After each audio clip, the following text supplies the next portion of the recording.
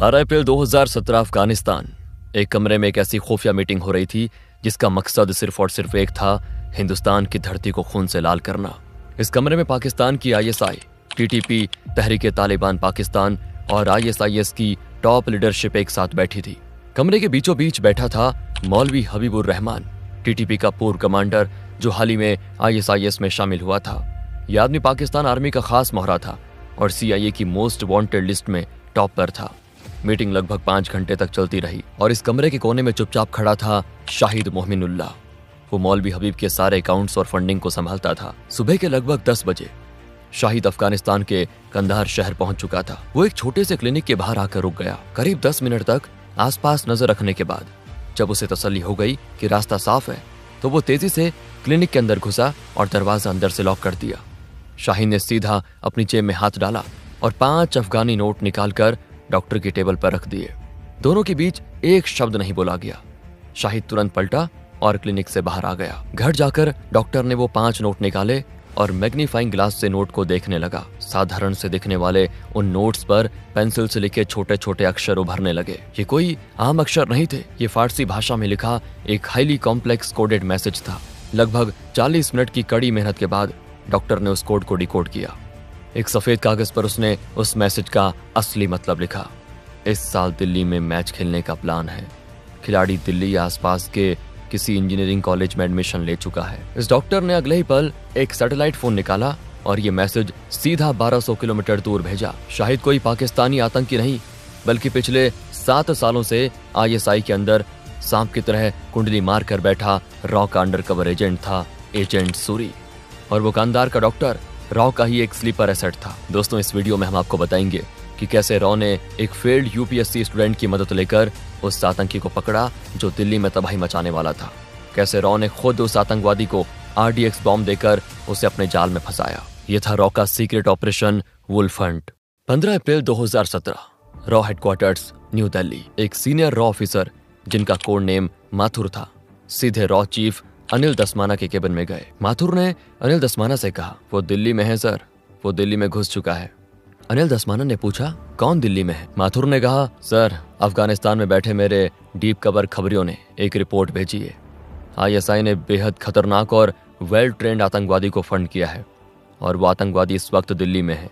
वो एक स्टूडेंट के भेस में किसी कॉलेज में पढ़ाई करने के बहाने यहाँ पहुंच चुका है। अनिल दसमाना ने पूछा, उसका नाम, उसकी शक्ल, कोई पासपोर्ट डिटेल, हमें उसके बारे में क्या क्या पता है? माथुर ने सिर झुका लिया और निराशा भरी आवाज में बोले, कुछ नहीं सर, हमें बस इतना पता है कि वो एक अफगान स्टूडेंट बनकर आया है। माथुर, तुम्हें अंदाजा है तुम कह क्या रहे हो? इस वक्त दिल्ली में 15,000 से ज्यादा अफगानी स्टूडेंट्स पढ़ाई कर रहे हैं। ये तो घास के बड़े ढेर में एक छोटी सी सुई ढूंढने से भी ज्यादा मुश्किल है। मैं जानता हूं सर, पर अगर हमने उसको जल्दी नहीं पकड़ा तो वो अपने नापाक मंसूबों में कामयाब हो जाएगा और हमारी राजधानी लाशों के ढेर में तब्दील हो जाएगी। आज और अभी से रॉ की सबसे टॉप प्रायोरिटी इस आतंकवादी को ढूंढना है। इस मिशन का नाम होगा ऑपरेशन वुल्फ हंट। माथुर, मुझे रिजल्ट चाहिए और वो भी जल्दी। ऑपरेशन वुल्फ हंट शुरू हो चुका था। माथुर लगातार 48 घंटे तक बिना सोए अपने ऑपरेशन रूम में व्हाइट बोर्ड के सामने खड़े सोच रहे थे। तभी उनके दिमाग में एक चिंगारी चली। उन्होंने खुद से कहा, अगर वो अफगानिस्तान से दिल्ली आया है और एक बड़ा अटैक प्लान कर रहा है तो उसे एक्सप्लोजिव्स और लॉजिस्टिक्स के लिए पैसे चाहिए होंगे। उसके आका उसे कहीं ना कहीं से ब्लैक मनी भेज रहे होंगे। फंडिंग को ट्रैक करने के लिए रॉ एजेंट शैलेश अय्यर को चुना गया। माथुर ने तुरंत शैलेश को बुलावा भेजा। इसके साथ ही माथुर को यह भी एहसास था कि उन्हें ग्राउंड पर एक फील्ड एजेंट की जरूरत है। इस काम के लिए उन्होंने रॉ के सबसे तेज और चालाक एजेंट को चुनना तय किया, जिसका नाम था अजय श्रीवास्तव। माथुर अजय और शैलेश से मिले। माथुर ने शैलेश से कहा, शैलेश, कैसे भी करके तुम्हें फंडिंग को ट्रैक करना है। मुझे एक पतली सी डोर चाहिए जो हमें इस आतंकवादी तक लेके जाए। माथुर ने फिर अजय की तरफ देखा और कहा, अजय, तुम्हारा काम है दिल्ली में हर उस अफगानी स्टूडेंट के बारे में अंडरग्राउंड खबर निकालना जिसने पिछले 3 से 4 महीनों में यहाँ एडमिशन लिया हो। इसके बाद अजय और शैलेश अपने अपने काम पे लग गए। दिन हफ्ते में बदलने लगे और हफ्ते महीनों में। रॉ के ऑफिसर्स दिन रात एक कर रहे थे, लेकिन उन्हें सिर्फ और सिर्फ नाकामी मिल रही थी। एक दिन की बात है, शैलेश को उसका जूनियर कंप्यूटर में एक ट्रांजैक्शन दिखाता है।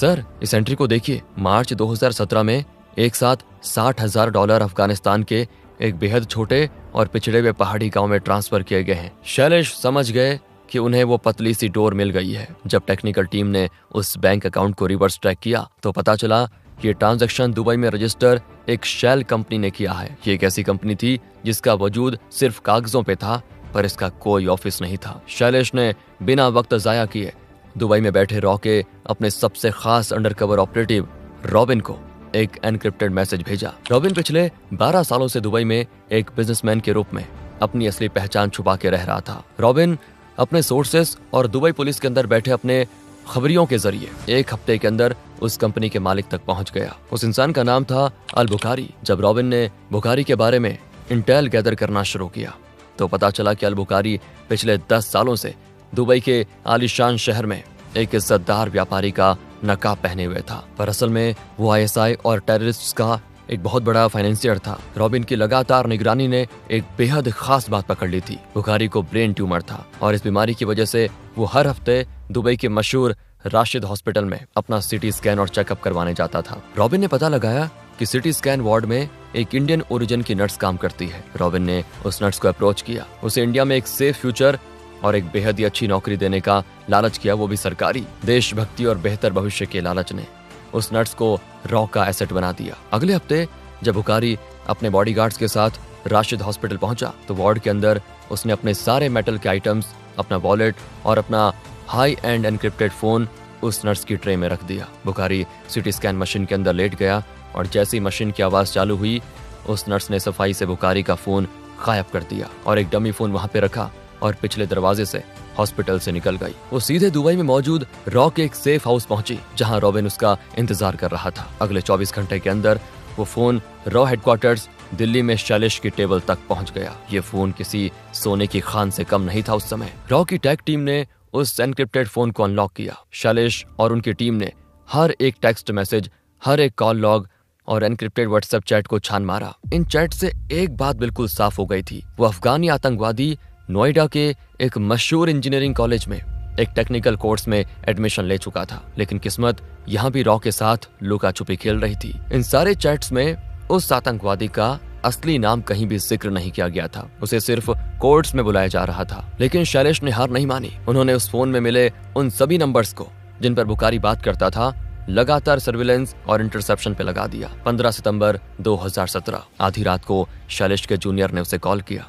सर, जल्दी हेडक्वार्टर्स आइए, हमें जैकपॉट मिला है। शैलेश ने अपनी गाड़ी सड़कों पर उड़ा दी और 15 मिनट में हेडक्वार्टर्स पहुंच गए। जूनियर ने एक ऑडियो फाइल प्ले की। ये एक इंटरसेप्टेड फोन कॉल थी। एक नंबर उस अफगानिस्तान के छोटे से पहाड़ी गांव का था जहां $60,000 भेजे गए थे और दूसरा नंबर उस नोएडा के कॉलेज के आसपास के सेल टावर पर पिंग कर रहा था। ऑडियो शुरू हुई। मेले की सारी तैयारी हो गई है क्या? सामान मिल गया? आप निश्चित रहिए, इस बार मेले में देखना बहुत ज्यादा भीड़ होगी और मैं वादा करता हूँ इस बार काफी लोगों की टिकट कटेगी।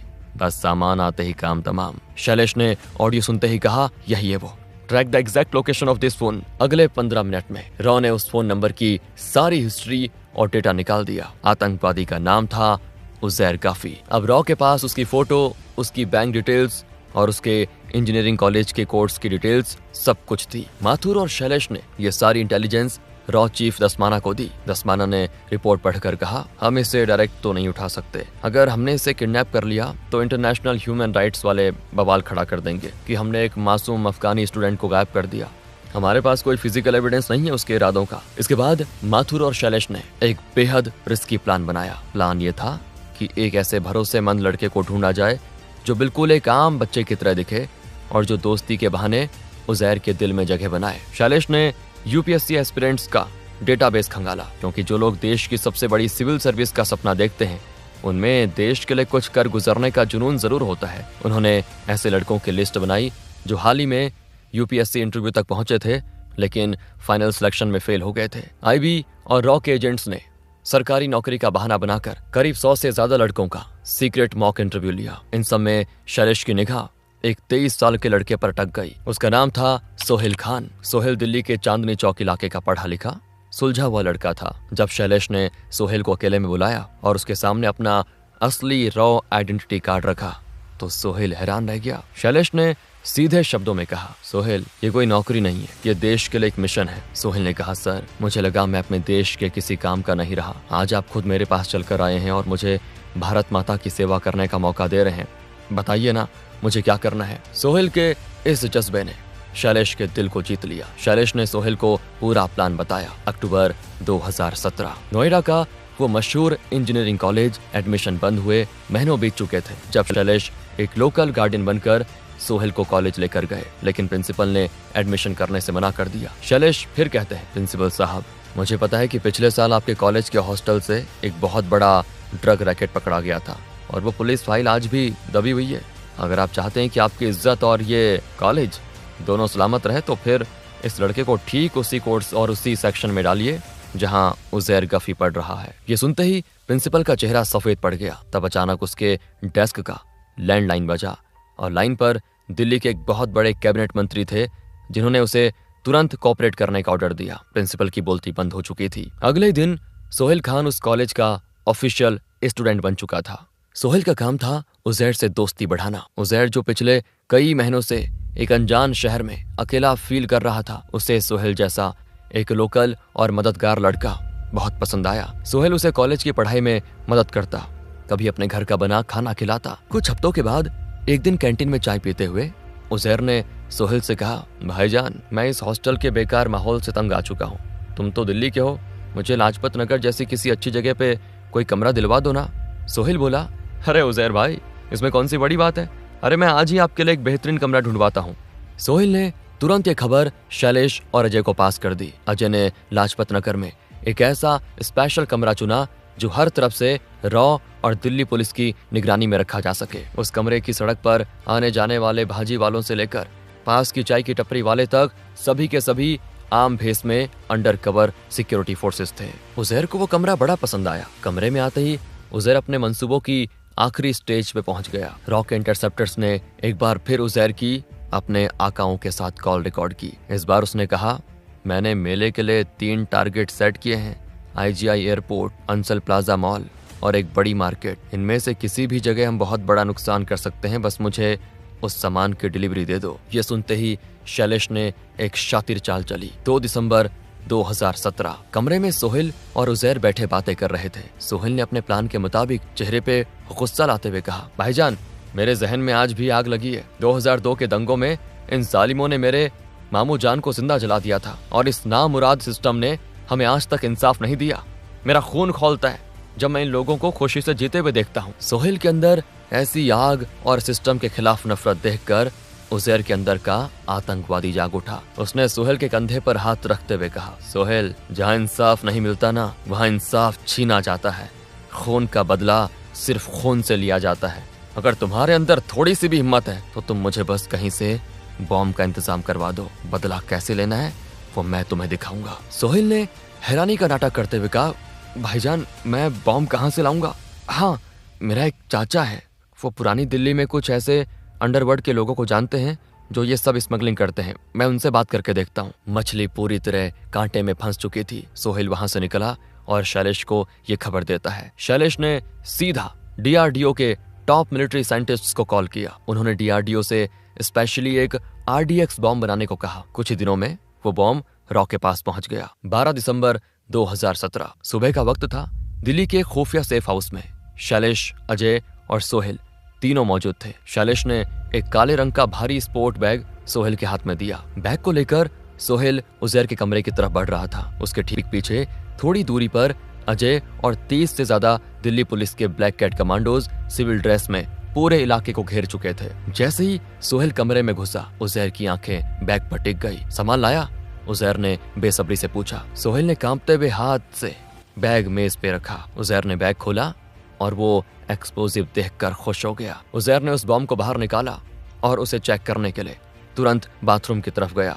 सोहेल पलक झपकते ही कमरे के दरवाजे से बाहर निकल गया। सोहेल के बाहर आते ही अजय ने इशारा किया और कमांडोज ने कमरे में धावा बोल दिया। लेकिन उजैर एक ट्रेंड आतंकवादी था। उसने बाथरूम की खिड़की से कमांडोज को देख लिया था।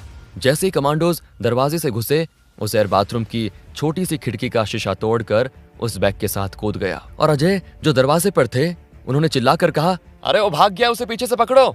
लाजपत नगर की वो भूल भुलैया जैसी गलियां, उजैर दीवारों को फांदता हुआ, लोगों को धक्का देता हुआ आगे बढ़ रहा था।